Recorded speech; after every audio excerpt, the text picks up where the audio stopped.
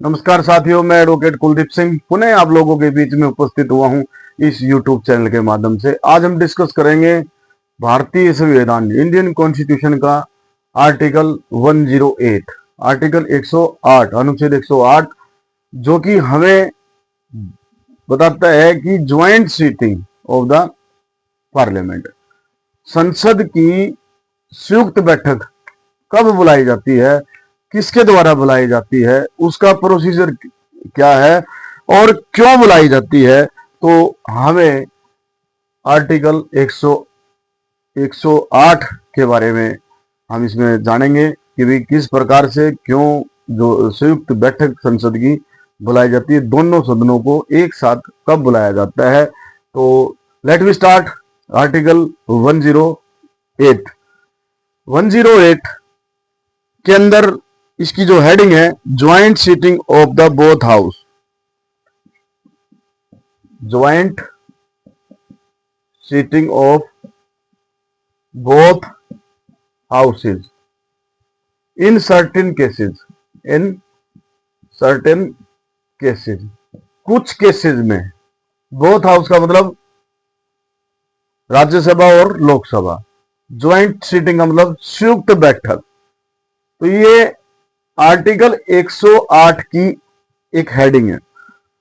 अब इसमें फर्स्ट जो क्लाज है इसकी 108 आर्टिकल की फर्स्ट क्लाज कहती है, if after a bill has been passed, if after a bill, कोई भी बिल है, has been passed, has been जो पास हो गया है, has been passed by one house, by one house, किसी एक सदन के द्वारा वो पास हो गया है, and transmitted to other house, and transmitted to other house, और उसे डिस्कशन के लिए दूसरे हाउस में भेज दिया गया है।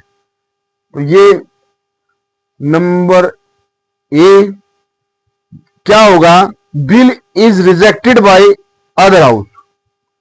जब भी कोई बिल किसी एक सदन में पेश होता है, वो हमने 107 के अंदर हमने डिस्कस किया था कि कोई भी ऑर्डिनरी बिल किसी भी सदन में पेश किया जा सकता है एक्सेप्ट मनी बिल और फाइनेंस बिल। तो उसको आप देख सकते हैं, तो मेरी जो उसमें प्रीवियस वीडियो है उसमें हमने इसको डिस्कस किया ना हो। कोई भी बिल किसी भी एक सदन के द्वारा उसको पास कर दिया गया है, और ट्रांसमिटेड का मतलब भेज दिया गया है टू अदर हाउस, दूसरे हाउस में भेज दिया गया है उसको डिस्कशन के लिए। तो क्या होगा, ए इसमें ए बिल इज रिजेक्टेड, क्या होगा, बिल इज रिजेक्टेड, या तो रिजेक्टेड किया जाएगा, bill is rejected by other house, या फिर जो है बी के अंदर the house have finally disagreed, जिस हाउस के अंदर भेजा गया है वो उस बिल पर, वो सदन उस पर डिसएग्री है, उस पे डिसएग्री है, यानी कि उसकी सहमति नहीं है। फॉर एग्जाम्पल लोकसभा के द्वारा कोई बिल पास कर दिया गया है और उसे जो है राज्यसभा के अंदर उसको भेज दिया गया है। तो यहां क्या होगा, या तो बिल को रिजेक्ट कर दिया जाएगा राज्यसभा के द्वारा, या फिर उस पर डिसएग्री, उस पर असहमति है, as to amendment to be made in the bill, यानी कि डिसएग्री है, जो बिल जो पेश किया है उस पर सहमति नहीं है, लेकिन कुछ अमेंडमेंट है, एज अमेंडमेंट, उसमें कुछ अमेंडमेंट होनी चाहिए, उसमें कुछ संशोधन होना चाहिए। तो ये दूसरी पोजीशन हो गई। अब सी क्या कहता है, सी ये कहता है more than 6 month, very important, more than 6 month, 6 महीने से ज्यादा, elapse from the date of reception of the bill by the other house without bill being passed by it, 6 महीने से ज्यादा हो जाए, 6 महीने से ज्यादा हो जाए from the date of reception, जिस दिन मान लो किसी इस एक हाउस ने उसको पास करके और जिस डेट को दूसरे हाउस में भेज दिया, मान लो लोकसभा में पास हो गया और लोकसभा से राज्यसभा में भेज दिया उसे डिस्कशन के लिए, तो जिस दिन भेजा है यार यहां रिसेप्शन का मतलब जिस दिन राज्यसभा के पास हो गया है वो बिल, उस दिन से लेकर 6 महीने तक 6 महीने तक जो है उसको विदाउट द बिल पास उसको पास ही नहीं किया किसने, दूसरे सदन ने, यानी कि राज्यसभा के एग्जाम्पल के तौर पे, तो ये पोजीशन हो गई। तो 3 पोजीशन बनती है ये फर्स्ट क्लास की। जब तीन पोजीशन बनती है, या तो बिल रिजेक्ट हो जाए दूसरे सदन में, या उस पर डिसएग्री हो जाए, दूसरा सदन उस पर डिसएग्री है, विद इंटेंशन टू अमेंडमेंट, और मोर देन 6 मंथ एक्सपायर हो जाए, 6 महीने से ज्यादा हो जाए, 6 महीने हो गए और लेकिन दूसरे सदन ने उसको पास नहीं किया है, तो ये 3 पोजीशन जब होती है देन जो है इसमें प्रेसिडेंट ऑफ इंडिया भारत के जो राष्ट्रपति इसमें क्या करते हैं, अब आती है इसमें कि भारत के जो राष्ट्रपति है वो इसमें क्या करते हैं। द प्रेसिडेंट में unless bill has been lapsed by reason of resolution of the House of People। भाई जो बिल लैप्स माना, जब तक बिल अगर बिल लैप्स नहीं हुआ, तो अगर बिल लैप्स हो जाता है, अगर लोकसभा डेजुलेशन होगा, लोकसभा का डेजुलेशन हो जाए, लोकसभा भंग हो जाए, तो उस चीज को छोड़ के लेकिन यहां तीसरी पोजीशन थी ए बी सी, हमने तीनों चीजें डिस्कस की, 6 महीने तक उसको पास नहीं किया उस रीजन से, ना कि लोकसभा के भंग होने से। पहली पोजीशन ये थी कि उसको रिजेक्ट कर दिया, दूसरी पोजीशन ये थी कि उस पर डिसएग्री है, वो दूसरा सदन उसमें कुछ अमेंडमेंट चाहता है, तीसरी पोजीशन ये थी कि 6 महीने बीत चुके हैं लेकिन जिस सदन में उसे भेजा गया उस सदन में उसे पास नहीं किया। तो इन तीनों पोजीशन के अंदर प्रेसिडेंट क्या करेंगे, president of India notify the house by message करेंगे, नोटिफाई करेंगे, यानी कि नोटिफाई करेंगे, नोटिफाई मैसेज करेंगे। किसको मैसेज करेंगे, क्या मैसेज करेंगे, if they are sitting,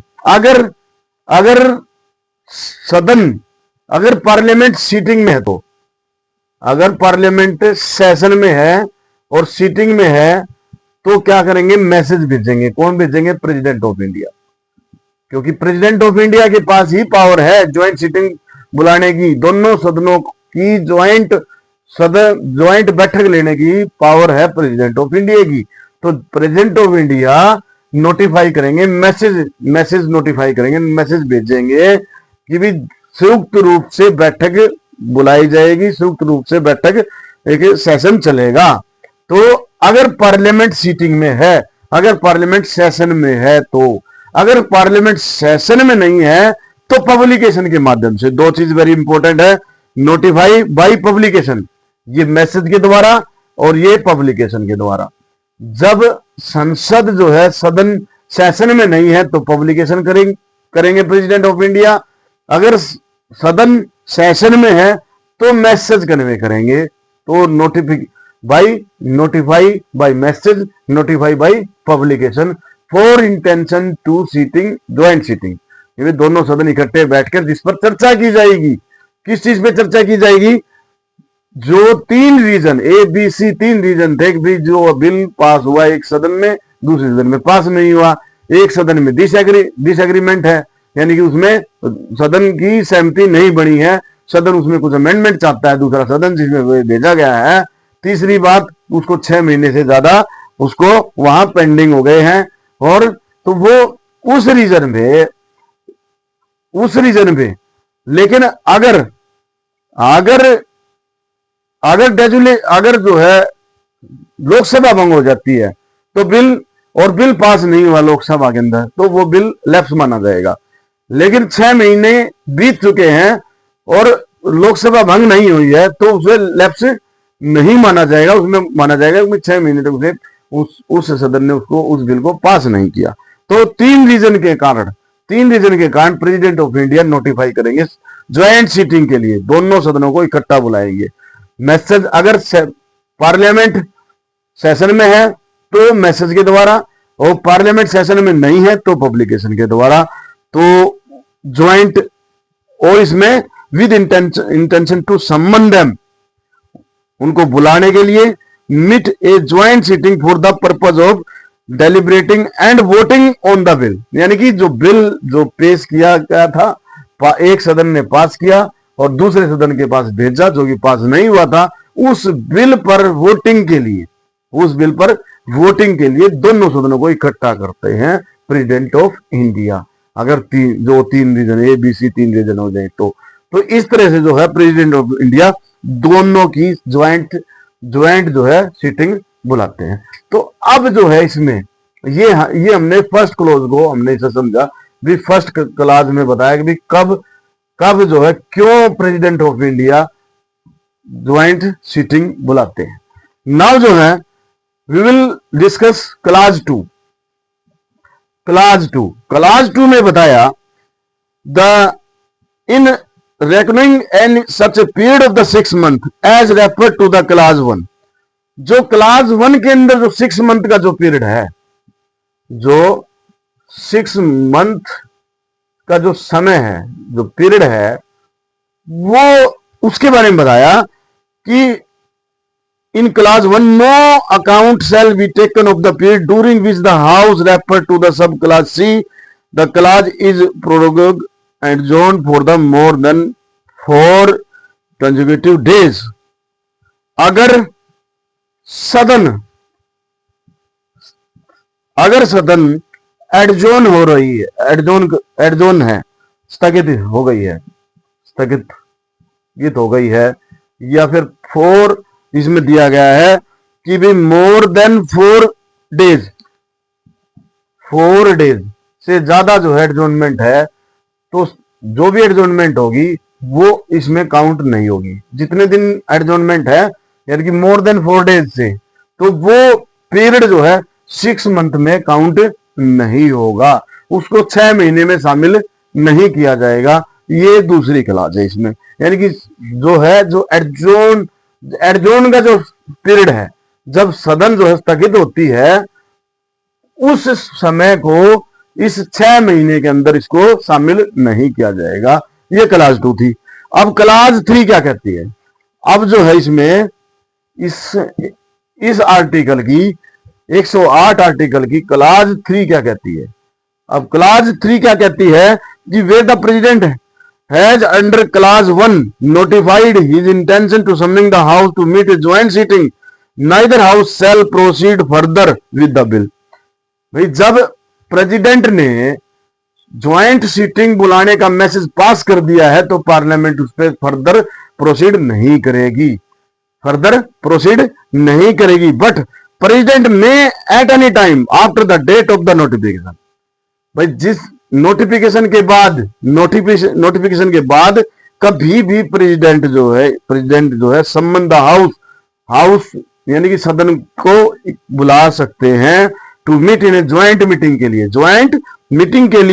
joint sitting के लिए, for the purpose of the specified in the notification. वो नोटिफिकेशन में तो वो मेंशन करेंगे, वो रीजन मेंशन करेंगे क्यों सदन क्यों बुलाई गई है, इकट्ठी दोनों संयुक्त बैठक क्यों बुलाई गई है। If he does so house shall meet accordingly, यानी कि हाउस को फिर अकॉर्डिंग टू प्रेसिडेंट के मैसेज के अकॉर्डिंग काम करना पड़ेगा।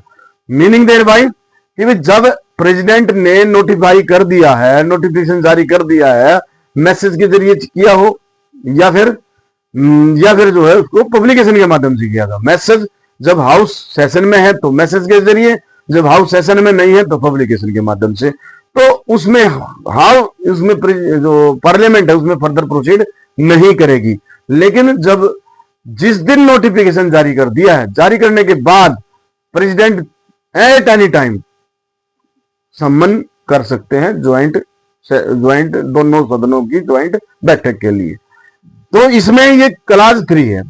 तो क्लास 4 इसमें क्या कहती है? नाउ क्लास 4 जो है 1 बाय 1 करके हम इसको डिस्कस करेंगे। तो क्लास 4 क्या कहती है? क्लास 4 ये कहती है कि if at the joint sitting of the two house the bill with the such amendment, if any as are the agreed to joint sitting is passed by the majority of the total number of member of the both house present and voting, shall be deemed to be the purpose of this the constitution have been passed by the both house। भाई 4th class में कहा कि joint seating हो गई, दोनों सदनों की सहमति हो गई, वोटिंग हो गई, यानी कि मेजोरिटी में मेंबर प्रेजेंट, जितने भी मेंबर प्रेजेंट हैं उनकी मेजोरिटी में, और तो ये जो है बिल पास माना जाएगा। मेजोरिटी के अंदर जब दोनों सदनों की सहमति होगी बाई मेजोरिटी के अंदर वोटिंग हो गई तो ये पास माना जाएगा। यानी कि क्लास 4 ये कहता है कि भाई अगर दोनों सदन बुला ली, दोनों सदनों को बुलाया गया है, दोनों सदनों ने अपनी सहमति जता दी है, कंसेंट दी है, वोटिंग मेजोरिटी आ गई है फेवर के अंदर उस बिल से संबंधित, तो ये बिल पास माना जाएगा। ये क्लास 4 है। ना जो है इसी के अंदर प्रोविजो है, बहुत इंपॉर्टेंट प्रोविजो है, प्रोविजो का मतलब अपवाद। अब जो है ये अपवाद है इसका क्लास 4 का अपवाद ये है, इसमें दो जो है इसमें अपवाद है कि the bill have been passed by one house has not been passed by the other house with the amendment and return to the house in which is it originated, no amendment shall be proposed to the bill other than the said amendment if any made necessary to by the delay in the passing of the bill, meaning thereby भाई यहां जिस matter को लेकर मान लो हमने class ए पढ़ा था, इसका क्लास ए को समझा, क्लास ए की ए पढ़ा, बी और सी। ए के अंदर बताया कि ये रिजेक्ट कर दिया, ये बिल रिजेक्ट कर दिया दूसरे हाउस ने, क्यों? एक हाउस से पास हो गया, दूसरे हाउस में गया, पास होने के बाद दूसरे हाउस में ट्रांसमिट हो गया, तो दूसरे हाउस ने उसको या तो रिजेक्ट कर दिया, दूसरा डिसएग्री है। यहां पर दूसरा हाउस इसमें डिसएग्री है, क्यों? क्योंकि विद इंटेंशन टू अमेंडमेंट, इसमें अमेंडमेंट चाहता है दूसरा सदन। सी जो है, सी कहता है लैप्स हो जाए, 6 मंथ जो है एक्सपायर हो जाए, तो तीनों पोजीशन पे ज्वाइंट सीटिंग बुलाई जाएगी। तो यहां इसकी प्रोविजो, पहली प्रोविजो ये है कि भाई जब दूसरा सदन जिस मैटर को लेकर, जिस अमेंडमेंट को लेकर डिसएग्री हुए थे, वही अमेंडमेंट पेश किए जाएंगे ज्वाइंट सीटिंग के अंदर। इससे अलावा जिस मैटर को लेकर ये डिले हुआ था, जिस मैटर को लेकर, जिस झगड़े को लेकर, जिस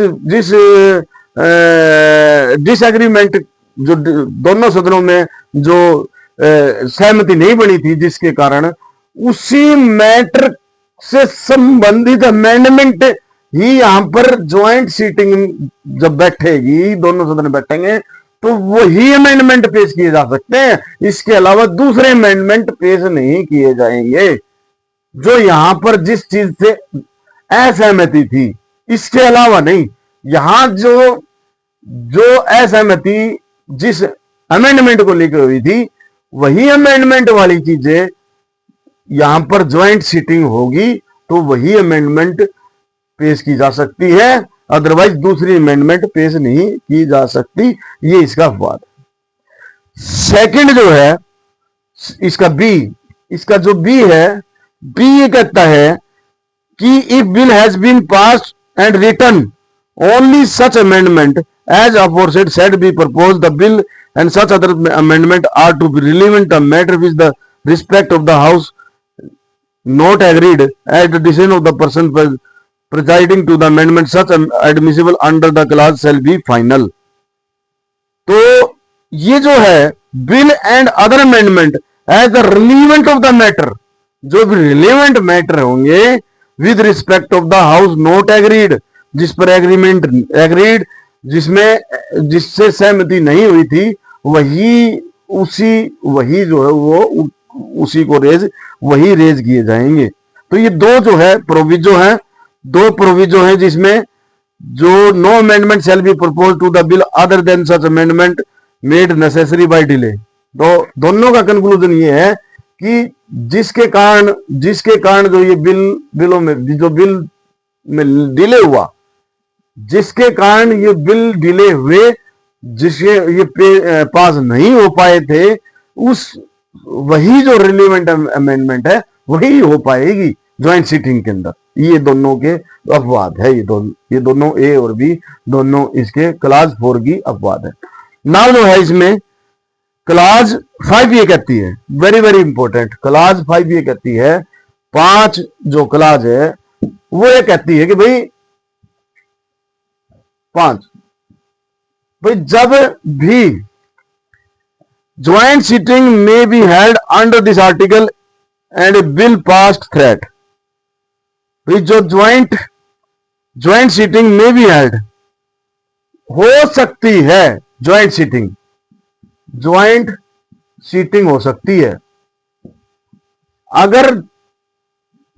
अगर जो है लोकसभा भंग भी हो जाए ना, ये इंपॉर्टेंट बात है, अगर लोकसभा भंग भी हो जाए तब भी ज्वाइंट सीटिंग हो सकती है।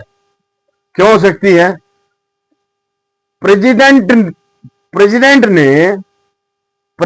ने नोटिफाई कर दिया, उसके बाद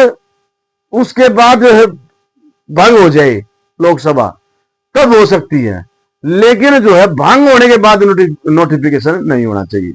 इसमें क्लियर है, इसमें 5वीं क्लास के अंदर आर्टिकल 108 में बिल्कुल क्लियर है कि ज्वाइंट सीटिंग में be held under this article a bill pass threat notwithstanding that a resolution of the House of People has been intervened since the President notified his intention to summon the House to be met therein। मतलब अगर president of India के द्वारा ये notify कर दिया joint sitting के लिए कि संयुक्त बैठक बुलाई जाएगी, ये मैसेज नोटिफिकेशन जारी कर दिया है, उसके बाद भले ही जो है लोकसभा भंग हो जाए, ज्वाइंट सीटिंग होगी। ये याद रखने की बात है। तो ये जो है हमने 5 जो क्लास है 108 आर्टिकल की कि भाई ज्वाइंट सीटिंग कब बुलाई जाएगी, अगर किसी भी बिल पर दोनों सदनों के बीच में मतभेद है, उस मतभेद को खत्म करने के लिए प्रेसिडेंट ऑफ इंडिया के द्वारा ज्वाइंट सीटिंग बुलाई जाएगी। अगर पार्लियामेंट सेशन में है तो मैसेज के द्वारा, अगर पार्लियामेंट सेशन में नहीं है तो नोटिफिकेशन के द्वारा। तो ये हमने आर्टिकल 108 यानी कि joint sitting of the both house in certain cases का मतलब जब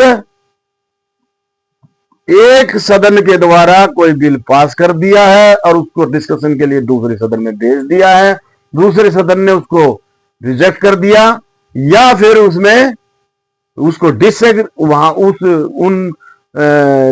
है, दूसरा सदन उस पर डिसएग्री है और दूसरा सदन उस पर कुछ अमेंडमेंट चाहता है, और तीसरी बात 6 महीने तक उसको अपने पास ही रखा, उसको पास ही नहीं किया।